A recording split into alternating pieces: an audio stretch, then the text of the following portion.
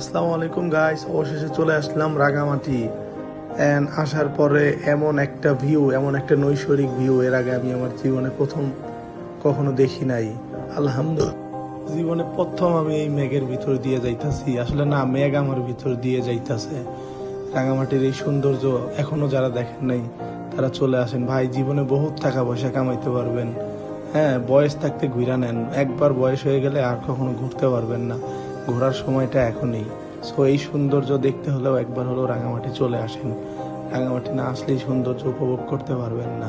জীবনে প্রচুর ঘুরতে হবে, ঘুরলে মানুষের দৃষ্টিভঙ্গি পরিবর্তন হয়, তার সবকিছুর পরিবর্তন হয়, নতুন চিন্তাধারা মাথার ভিতরে আবির্ভাব হয়। ভাই, জীবনে বহুত টাকা কামাবেন, একদিন না একদিন হোক ঠিকই টাকা কামাবেন, কিন্তু তখন আর ঘোরার বয়সই থাকবে না। সময় থাকতে ঘুরে আসুন, নিজের জীবনটাকে এনজয় করুন। সবাই ভালো থাকবেন। আসসালামু আলাইকুম।